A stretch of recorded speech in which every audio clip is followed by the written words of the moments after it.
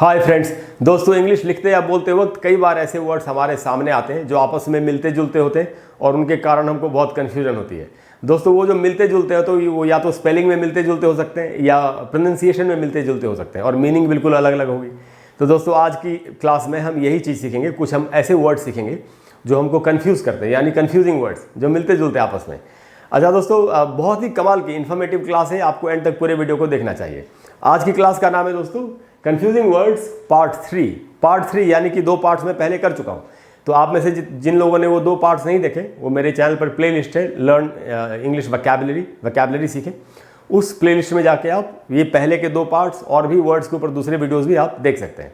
दोस्तों स्टार्ट करेंगे। पहला वर्ड है एक्सेस। इसकी स्पेलिंग है ACCESS और इसको कैसे पढ़ना है दोस्तों, प्रोनाउंसिएशन बहुत इंपॉर्टेंट है, मैं आपको पहले दिन से बताता आ रहा हूँ। तो इसको पढ़ेंगे दोस्तों एक्सेस। इसमें ए का जो साउंड है उसी पर स्ट्रेस है, उसी पर ज़्यादा जोर देना है, तो मैंने उसको अंडरलाइन भी कर दिया है, एक्सेस, ऐसे इसको पढ़ेंगे। अच्छा दोस्तों, जब ये नाउन की तरह यूज़ होता है, ये एक्चुअली वर्ब भी है, नाउन भी है। नाउन में इसके ज़्यादा यूज़ हैं, तो पहले नाउन वाली मीनिंग समझते हैं। नाउन में दोस्तों मीनिंग है इसकी कहीं पहुँचने का रास्ता या पहुँच। कैसे पहुँचने का रास्ता, कैसे हम कहते हैं ना वहाँ तक पहुँचने का यही रास्ता है, ऐसे वाला। और पहुँच हम कहते हैं ना भाई चीफ मिनिस्टर तक, प्राइम मिनिस्टर तक मेरी पहुँच नहीं है, ऐसे वाली पहुँच। आप समझ गए। तो दोस्तों एग्जाम्पल्स देखते हैं, एग्जाम्पल से ज़्यादा समझ में आएगा कि इसको सेंटेंस में कैसे यूज़ करना है। मीनिंग तो समझ गए। तो दोस्तों जैसे पहला एग्जाम्पल है, कुछ लोग ये बता रहे हैं किसी मकान में उनको जाना था और वो पहुँच नहीं पा रहे थे, फिर पीछे वाले दरवाजे से उनको जाने का रास्ता मिल गया, मकान के अंदर जाने का रास्ता मिल गया। यही बात वो बता रहे हैं। वी गेन्ड एक्सेस, गेन का मतलब है प्राप्त करना, हासिल करना। वी गेन्ड एक्सेस यानी हमें पहुंचने का रास्ता मिल गया through the back door. Through का मतलब होता है इससे होकर, बैक डोर यानी पीछे का दरवाज़ा, यानी पिछले दरवाजे से होकर हमें जाने का रास्ता मिल गया, ऐसा कहा जा रहा है। तो देखा दोस्तों आपने, यहाँ एक्सेस का मीनिंग है पहुँचने का रास्ता। अच्छा दोस्तों दूसरा एग्जाम्पल कहा जा रहा है, the access to that house is through fields. कोई मकान है जिस तक पहुँचने का रास्ता खेतों से होकर जाता है। हो सकता है कोई फार्म हाउस हो या खेतों के बीच में बना हुआ मकान हो या खेतों के उस पार के बाद कोई मकान हो। यही बात कोई किसी को बता रहा है कि the access to that house, उस मकान तक पहुंचने का रास्ता इज है थ्रू फील्ड्स, खेतों से होकर। फील्ड्स का मतलब है खेत। तो आपने देखा पहुंचने का रास्ता। अब पहुंच के ऊपर देखते हैं एक सेंटेंस, जैसे कोई बता रहे हैं हाँ कोई चीफ मिनिस्टर से मिलने गया था लेकिन उसकी पहुंच चीफ मिनिस्टर तक नहीं हो पाई, पहुंच नहीं हो पाई। इस बात को कैसे कहा जा रहा है, I was denied access. Deny का मतलब है इनकार करना, एक्सेप्ट का मतलब है स्वीकार करना, डिनाई का मतलब है मना कर देना, अस्वीकार कर देना। तो यहाँ कहा जा रहा है I was denied access to the chief minister. Chief minister तक मेरी पहुंच को अस्वीकार कर दिया गया, यानी हिंदी में ऐसे बोलते हैं कि चीफ मिनिस्टर तक मैं पहुंच नहीं पाया, मेरी पहुंच वहाँ तक हो नहीं पाई क्योंकि मुझे मना कर दिया गया। तो मुझे मना कर दिया गया चीफ मिनिस्टर तक की पहुंच को मैं हासिल कर सकूं इस बात से, यानी चीफ मिनिस्टर तक मेरी पहुंच नहीं हो सकी। I was denied access to the chief minister. तो दोस्तों ऐसे हमको एक्सेस को नाउन की तरह इस्तेमाल करना है। अब हम आते हैं कि वर्ब में इसका क्या मीनिंग है, सेंटेंस में कैसे यूज करेंगे। तो दोस्तों वर्ब में इसका मीनिंग होता है पहुंचना, लेकिन कैसा कैसा पहुंचना, पहुंच बनाना। एक तो होता है पहुंचना, कार से कहीं पहुंचे, बाइक से पहुंचे, टैक्सी से पहुंचे, प्लेन से पहुंचे, वो वाला पहुंचना नहीं। पहुंच बनाना, जैसे आप बैठे कहीं और हाथ बढ़ा के पहुंच बना रहे हैं, कहीं पर किसी चीज़ को लेने की कोशिश कर रहे हैं, वैसे वाली पहुंच बनाना। कैसे, सेंटेंस से समझते हैं। तो दोस्तों यहाँ एग्जाम्पल है, कोई बता रहा है कि I can't access the phone. अरे यार फ़ोन तक मैं पहुंच ही नहीं पा रहा हूँ। हो सकता है कोई चेयर पे बैठा है और उसके थोड़ी दूर एक टेबल है जिस पे फ़ोन रखा हुआ है, वो फ़ोन को लेने की कोशिश कर रहा है लेकिन उसका हाथ नहीं पहुंच रहा वहाँ तक क्योंकि शायद दूरी ज़्यादा है। इसी बात को बता रहा है, I can't access the phone, phone तक मैं पहुँच नहीं पा रहा हूँ। अच्छा दोस्तों ये ज़रूरी नहीं है खाली फ़ोन के लिए, सामान के लिए यूज़ होगा। जैसे मान लेते कोई कंप्यूटर है, तो आप कंप्यूटर में कुछ फाइल्स हैं लेकिन कंप्यूटर में पासवर्ड लॉक्ड है, वो उसमें पासवर्ड है, आपको नहीं मालूम पासवर्ड। तो आप क्या कहेंगे, I can't access the files in the computer, यही कहेंगे ना। I can't access that particular program, that computer program. ये जो कंप्यूटर प्रोग्राम है उस तक मेरी पहुंच ही नहीं बन पा रही क्योंकि because I don't have the password, मेरे पास पासवर्ड नहीं है। तो ऐसे पहुंच बनाने का अलग अलग सेंस हो सकता है, हर सेंस में आप इसको यूज़ कर सकते हैं। तो दोस्तों ये नाउन और वर्ब में पहुंच और पहुंच बनाना या पहुंचने का रास्ता, ये सारी मीनिंग है और आप इस प्रकार से इसको सेंटेंस में यूज़ कर सकते हैं। अब क्या होगा दोस्तों कि अगर आपको इस तरह की कोई भी बात बोलनी हो तो आप एक्सेस की नाउन में जो मीनिंग है और वर्ब में जो मीनिंग है उसको यूज़ करते हुए अपनी बात को आसानी से कह सकते हैं। अब दोस्तों हम आते हैं एक्सेस पर। एक्सेस और एक्सेस आप देख रहे हैं मिलते जुलते वर्ड्स हैं, स्पेलिंग भी मिलती जुलती है। इसकी स्पेलिंग है दोस्तों EXCESS, और इसको कैसे पढ़ेंगे, इसको ऐसे पढ़ेंगे एक्सेस। यहाँ सै में जो ए है इसी पर ज़्यादा जोर है, इसी पर स्ट्रेस है। अगर आपको वर्ड स्ट्रेस या सिलेबल स्ट्रेस क्या होता है ये समझना है और इस पर आप मेरा वीडियो देखना चाहते हैं तो मेरे चैनल पर एक प्लेलिस्ट है जिसका नाम है लर्न इंग्लिश प्रोनाउंसिएशन, उच्चारण सीखें। उस प्लेलिस्ट में जाके आप सिलेबल स्ट्रेस या वर्ड स्ट्रेस के ऊपर मेरा वीडियो देख सकते हैं। और भी अगर आपको प्रोनाउंसिएशन के रूल्स सीखने हैं, कुछ कमाल के रूल्स हैं जो मैंने अपने उन वीडियोज़ में बताए हैं, तो आप उस प्लेलिस्ट में जाके बाकी के वीडियोज़ भी देख सकते हैं। तो दोस्तों एक्सेस नाउन है और इसकी मीनिंग होती है अधिकता। अधिकता का मतलब क्या हुआ, ज़रूरत से ज़्यादा होने की स्थिति, लिखा है मैंने, ज़रूरत से ज़्यादा होने की स्थिति, यानी कोई चीज़ जितनी चाहिए थी या जितने की ज़रूरत है अगर उससे ज़्यादा मात्रा में है तो अधिकता हुई। इसी बात को एक्सेस हम इंग्लिश में कह सकते हैं।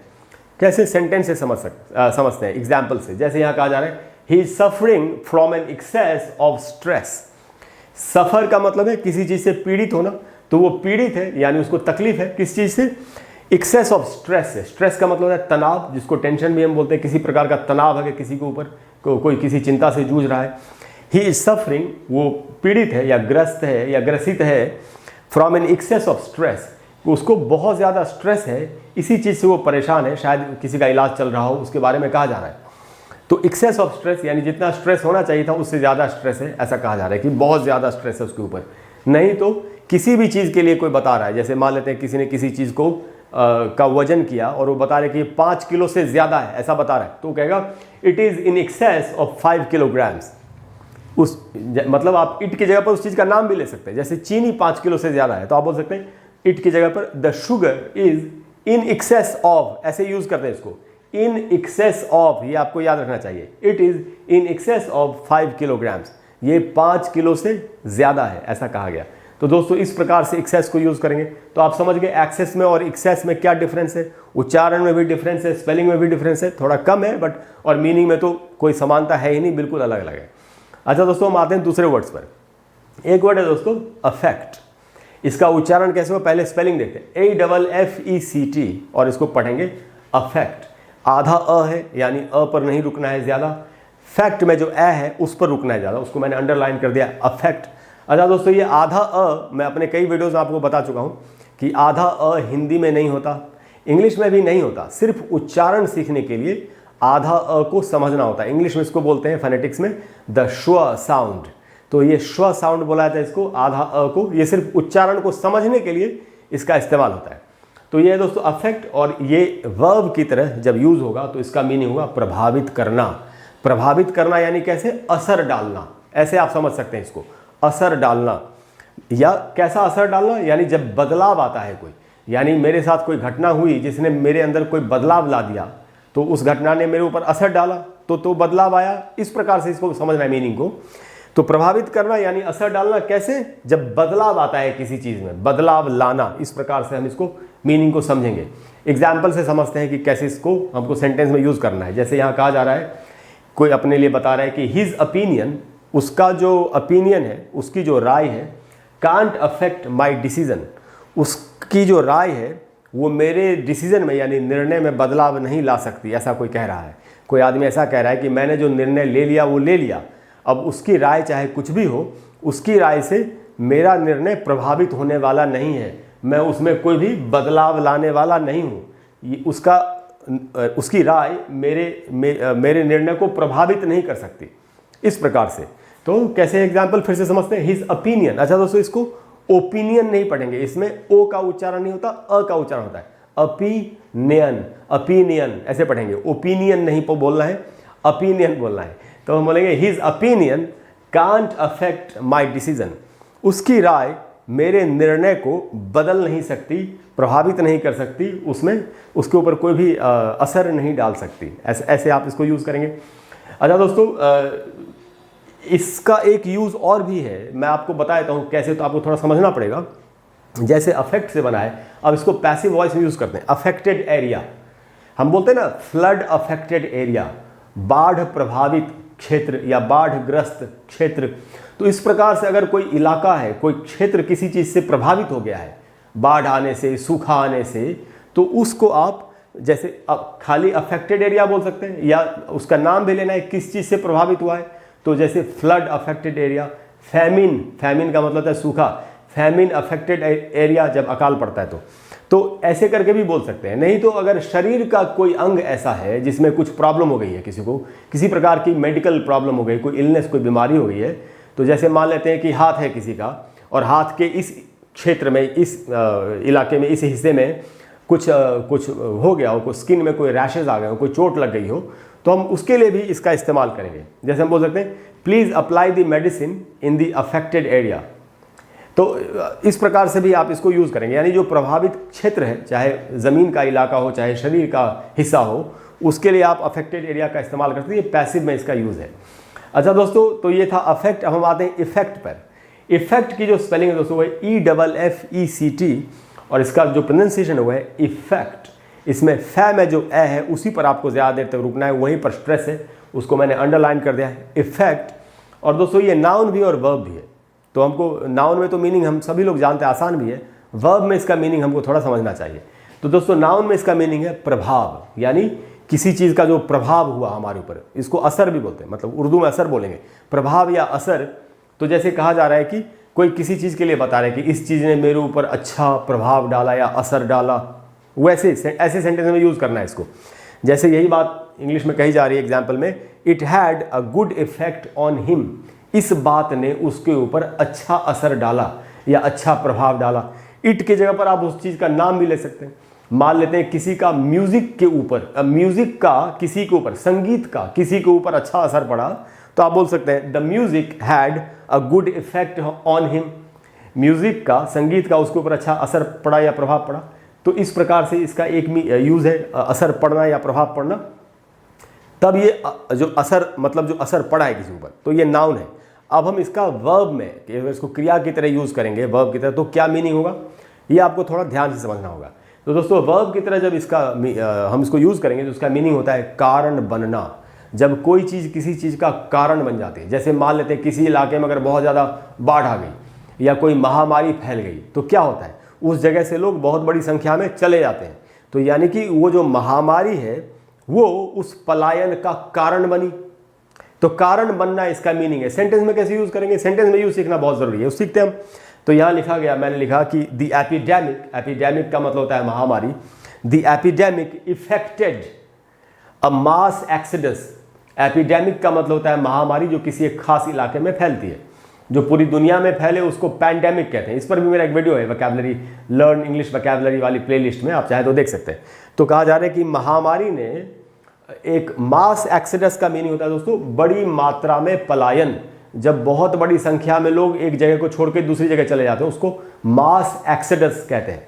इसको दोस्तों एक्सेडस पढ़ना है, इसको एक्सोडस, इक्सोडस ऐसे नहीं पढ़ेंगे, EXODUS, एक्सेडस ऐसे पढ़ना है। तो द एपिडेमिक इफेक्टेड यानी महामारी कारण बन गई, अ मास एक्सेडस यानी बड़ी मात्रा में पलायन का।